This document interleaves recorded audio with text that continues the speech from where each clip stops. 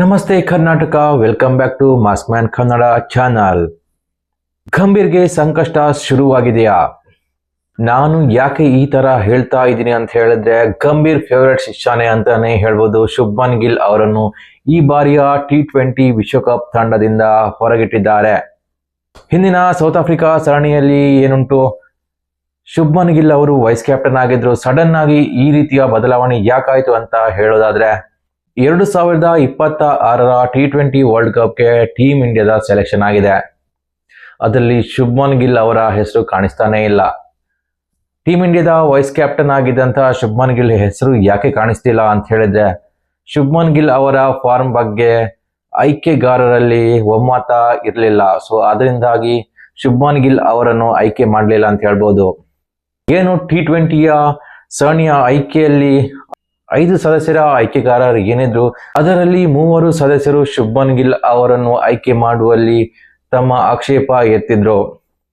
ಯಾರ್ಯಾರಂತ ಹೇಳೋದಾದ್ರೆ, ಪ್ರಗ್ಯಾನ್ ಓಜಾ ಹಾಗೂ RP ಸಿಂಗ್ ಹಾಗೂ ಇನ್ನೊಬ್ಬ ಸೆಲೆಕ್ಟರ್ಸ್ ಏನಿದ್ದಾರೆ, ಅವರು ಶುಭ್ಮನ್ ಗಿಲ್ ಅವರನ್ನು ಸೆಲೆಕ್ಷನ್ ಮಾಡುವುದರಲ್ಲಿ ಆಕ್ಷೇಪ ಎತ್ತಿದ್ರಂತೆ. ಸೊ ಈ ರೀಸನ್ ಇಂದಾಗಿ ಶುಭ್ಮನ್ ಗಿಲ್ ಅವರನ್ನು ತಂಡದಿಂದ ಹೊರಗಿಟ್ಟಿದ್ದಾರೆ.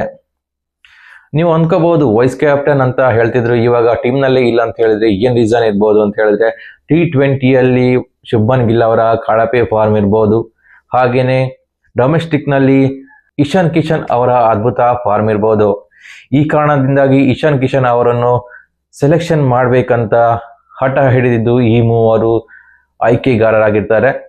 BCCI ಅವರ ರೂಲ್ಸ್ ಪ್ರಕಾರ ಹೇಳೋದಾದ್ರೆ, 5 ಜನ ಸೆಲೆಕ್ಟರ್ಸ್ ನಲ್ಲಿ ಅತಿ ಹೆಚ್ಚು ಮೆಜಾರಿಟಿ ಪಡೆಯುವಂತಹ ವೋಟ್ ಕೌಂಟ್ ಆಗ್ತದೆ ಅಂತ ಹೇಳ್ಬೋದು. ಯಾಕಂದ್ರೆ 3 ಸದಸ್ಯರು ಯಾರ ಮೇಲೆ ವೋಟ್ ಹಾಕ್ತಾರೋ ಅಥವಾ 3 ಸದಸ್ಯರು ಯಾರನ್ನ ಬೇಡ ಅಂತ ಹೇಳ್ತಾರೋ ಆ ಮಾರ್ಗದಲ್ಲಿ ನಡೆಯುತ್ತದೆ ಅಂತ ಹೇಳ್ಬೋದು. ಸೆಲೆಕ್ಷನ್ ನೋಡೋದಾದ್ರೆ, ಒಬ್ಬ ಪ್ಲೇಯರ್ ಮೇಲೆ 3 ಜನರು ಇವರು ಬೇಡ ಅಂತ ಹೇಳಿದ್ರೆ ಅಲ್ಲಿಗೆ ಮುಗೀತು, ಆ ಪ್ಲೇಯರ್ಗಳ ಆಯ್ಕೆ ಆಗೋದಿಲ್ಲ. ಸೊ ಇಲ್ಲಿಯೂ ಕೂಡ ಹಾಗೆ ಆಗಿದ್ದು, ಶುಭ್ಮನ್ ಗಿಲ್ ಅವರನ್ನು ಪ್ರಗ್ಯಾನ್ ಓಜಾ ಹಾಗೂ RP ಸಿಂಗ್ ಹಾಗೂ ಇನ್ನೊಬ್ಬ ಸೆಲೆಕ್ಟರ್ಸ್, ಅವರ ಹೆಸರು ಇನ್ನೂ ಕೂಡ ಯಾರಂತ ಗೊತ್ತಾಗಿಲ್ಲ, ಸೊ ಅವರು ಬೇಡ ಅಂದಿರ್ತಾರೆ. ಸೊ ಆದ್ರಿಂದ ಈ ಬಾರಿ ಶುಭ್ಮನ್ ಗಿಲ್ ಅವರನ್ನು ಆಯ್ಕೆ ಮಾಡಿರುವುದಿಲ್ಲ. ಅದರ ಬದಲಾಗಿ ಡೊಮೆಸ್ಟಿಕ್ ನಲ್ಲಿ ಉತ್ತಮ ಪ್ರದರ್ಶನ ಮಾಡಿದಂತಹ ಇಶಾನ್ ಕಿಶನ್ ಅವರನ್ನು ಆಯ್ಕೆ ಮಾಡಿರ್ತಾರೆ ಓಪನಿಂಗ್ ಆಗಿ. ಇದು ಒಂದು ದೊಡ್ಡ ಮಿಸ್ ಅಂತಾನೆ ಹೇಳ್ಬೋದು. ಯಾಕಂದ್ರೆ ಗಂಭೀರ್ ಗಿಲ್ ರವರನ್ನು ತುಂಬಾನೇ ಬ್ಯಾಕ್ ಮಾಡ್ತಿದ್ರು. ಸೊ ಮುಂದಿನ ಕ್ಯಾಪ್ಟನ್ ಅಂತಾನೆ ಹೇಳ್ತಿದ್ರು T20 ಮಾದರಿಯಲ್ಲಿ ಸೂರ್ಯಕುಮಾರ್ ಆದ ಮೇಲೆ. ಸೊ ಅದೆಲ್ಲದಕ್ಕೂ ಒಂದು ದೊಡ್ಡ ಹೊಡೆತ ಬಿದ್ದಿದೆ ಅಂತ ಹೇಳ್ಬೋದು. ಪರ್ಸ್ನಲಿ ನಾನು ಹೇಳೋದಾದ್ರೆ, ಶುಭ್ಮನ್ ಗಿಲ್ ಒಬ್ಬ ಒಳ್ಳೆ ಪ್ಲೇಯರ್ ಅಂತಾನೆ ಹೇಳ್ಬೋದು. ಆದ್ರೆ T20 ಮಾದರಿಯಲ್ಲಿ ಅವರಿಗೆ ಟೀಮ್ ಇಂಡಿಯಾದಲ್ಲಿ ಚಾನ್ಸ್ ಸಿಗೋದು ತುಂಬಾನೇ ಕಷ್ಟ. ಯಾಕಂದ್ರೆ ಕ್ಯಾಪ್ಟನ್ ಮೆಟೀರಿಯಲ್ ಅಂತ ನೋಡೋದಾದ್ರೆ, ಇವಾಗಲೇ ಹಾರ್ದಿಕ್ ಪಾಂಡ್ಯ ಅವರು ಕ್ಯಾಪ್ಟನ್ಗೆ ಒಂದು ಉತ್ತಮ ಚಾಯ್ಸ್ ಆಗಿರ್ತಾರೆ. ಅವರನ್ನು ಇಷ್ಟರ ಒಳಗೆ ಕ್ಯಾಪ್ಟನ್ ಮಾಡಬೇಕಾಗಿತ್ತು. ಕ್ಯಾಪ್ಟನ್ ಆಗಿದಂತ ಹಾರ್ದಿಕ್ ಪಾಂಡ್ಯ ಅವರನ್ನು ಗಂಭೀರ್ ಕೋಚ್ ಆದ್ಮೇಲೆ ಹೊರಗಿಡ್ತಾರೆ. ಸೂರ್ಯಕುಮಾರ್ ಅವರನ್ನು ಕ್ಯಾಪ್ಟನ್ ಮಾಡ್ತಾರೆ. ಟೀಮ್ ನಲ್ಲಿ ಏನೇನೋ ಆಗ್ತದೆ. ಇದೇ ರೀತಿ ಒಡೆನಲ್ಲಿ ಕೂಡ ಹಾಗೆ ಆಗ್ತದೆ. ರೋಹಿತ್ ಶರ್ಮಾ ಅವರನ್ನು ಕ್ಯಾಪ್ಟನ್ಸಿಯಿಂದ ಇಳಿಸ್ತಾರೆ, ಶುಭ್ಮನ್ ಗಿಲ್ ಅವರನ್ನು ಕ್ಯಾಪ್ಟನ್ಸಿ ಕೊಡಿಸ್ತಾರೆ. ಏನೇನೋ ಆಗ್ತದೆ. ಟೆಸ್ಟ್ ನಲ್ಲೂ ಕೂಡ ಸೇಮ್ ಹಾಗೆ ಆಗ್ತದೆ.